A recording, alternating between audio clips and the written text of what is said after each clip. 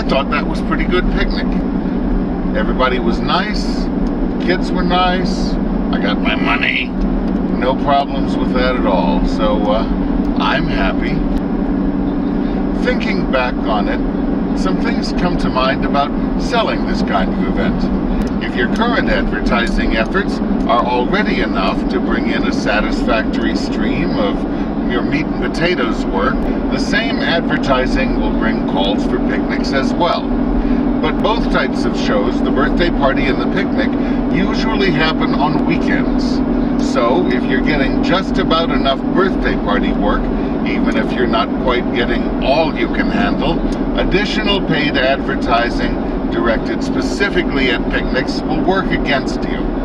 You'll only be paying to displace birthday jobs you've already paid to secure.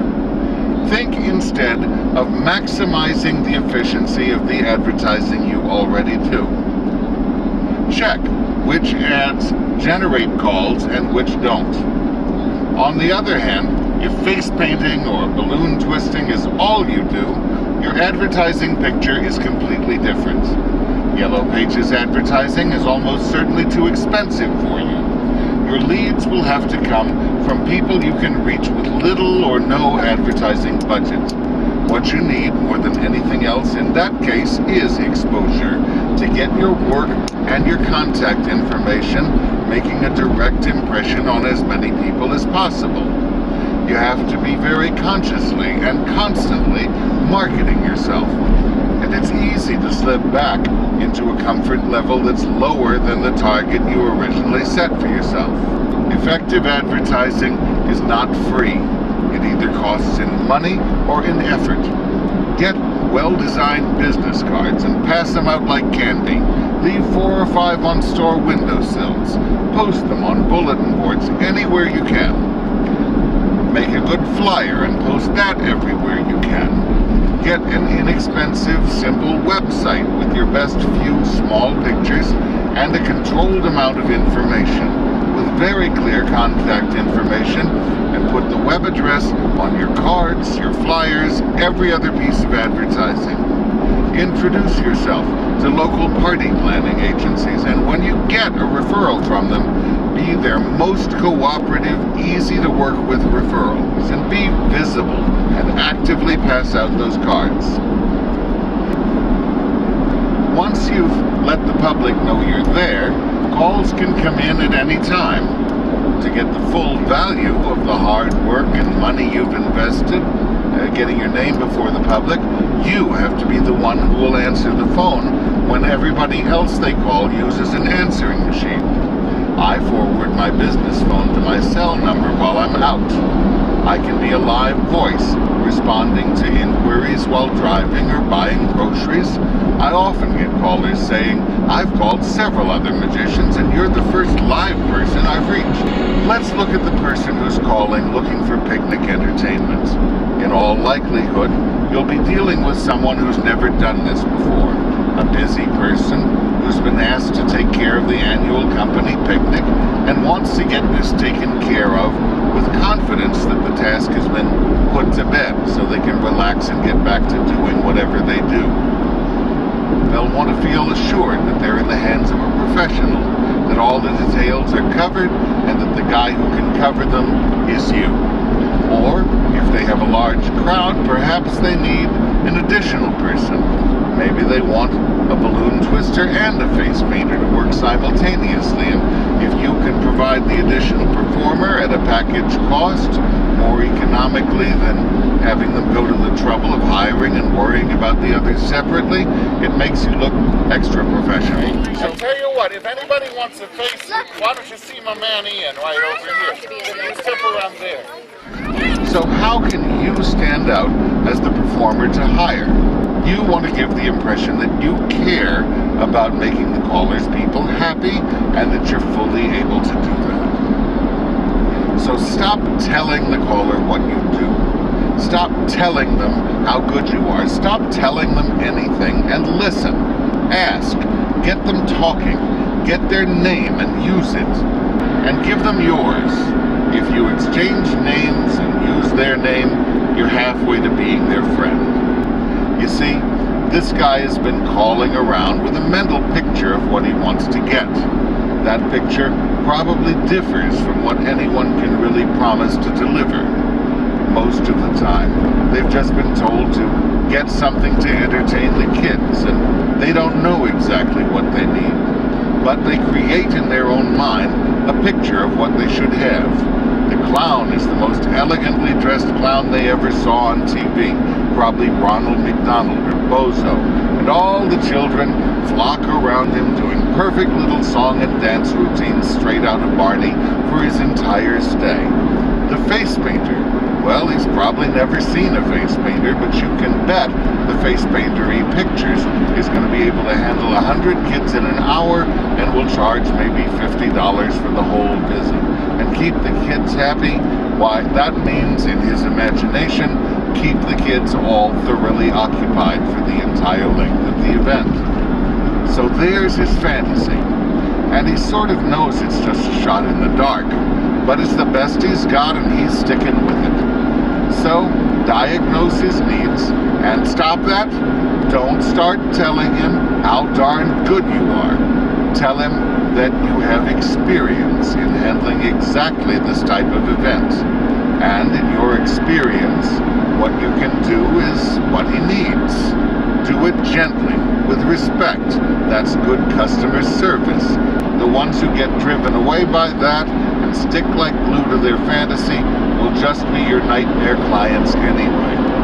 And if the caller insists on continuing to call around to others once you've done a little straightening out, let him go with a hopeful heart, an invitation to visit your website, and a genuine welcome to call back.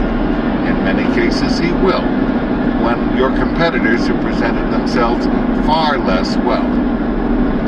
You're the one entertainer he'll remember as the person who's friendly, who knew what he was talking about, who cared about making his people happy long enough to listen, the one who's done this before and can handle his needs.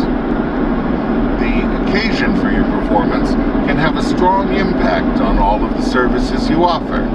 For instance, if you're performing a Halloween party, you'll want to tell him you can make spider balloons and snakes. If you're doing a 4th of July picnic, tell him there'll be some patriotic tricks like a mismade flag. And you'll definitely want to be familiar with the special ethnic and religious celebrations in your locale. Around here, we get all the standards, plus Cinco de Mayo, that's a Spanish celebration, Catholic First Communions, of course, and Eid, a feast that concludes the Muslim fast of Ramadan. I have callers with Middle Eastern accents tell me, well, it's not a birthday, it's sort of a community celebration. And I ask, oh, is it Eid all over again? And usually I hear a happy voice responding, oh, you know Eid? And they're sold. You don't have to speak Spanish or Arabic, you just have to entertain. Plus you get great food.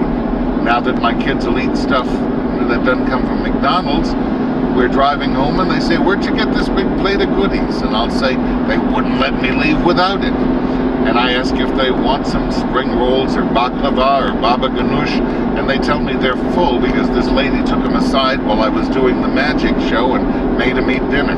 And be sure to actually ask for the sale. You should probably ask the first time earlier than you think.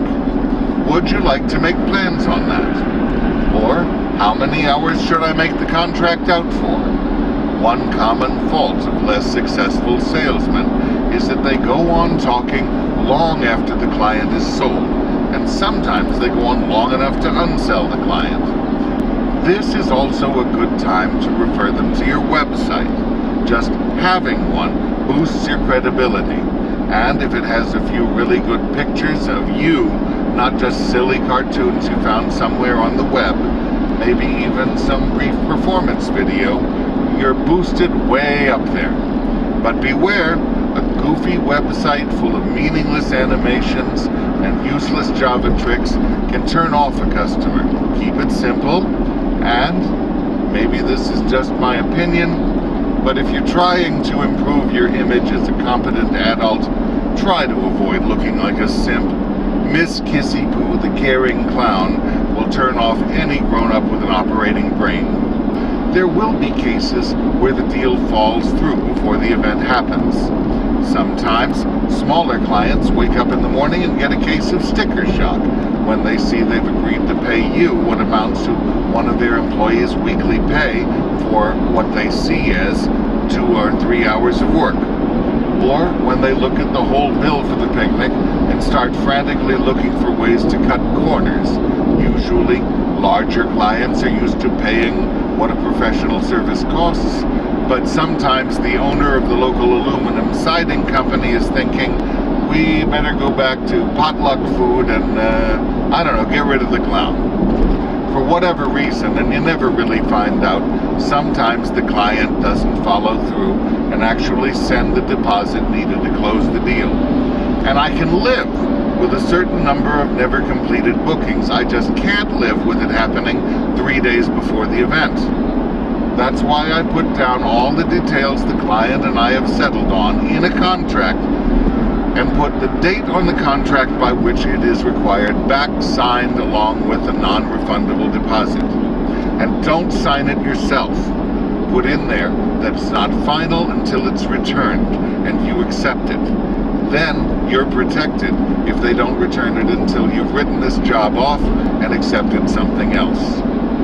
The contract helps remind the client that even though you're dealing with fun and clowns and happy kids, this is a business, and it helps actually get the deposit sent, and it helps make sure both sides agree about what I will do, how I plan to execute my duties, what they can expect from me, and what I expect from them. Until then, as far as the client is concerned, the performance is going to exactly match the fantasy, the image they had in mind before they called you. And even if you succeed in slightly adjusting that image, this gets it in black and white, in plain English for everyone to see in case of a disagreement, what we've just agreed on. I don't expect I'll ever wind up in court trying to enforce it, but I do expect to be able to point to it if I get there and they want me to sit in the full sunlight in the heat of the summer, or never take a bathroom break, or take orders from 10 different people. And those arguments rarely, if ever, happen. I think really the big job a contract does is actually get the deal finalized and the deposit sent.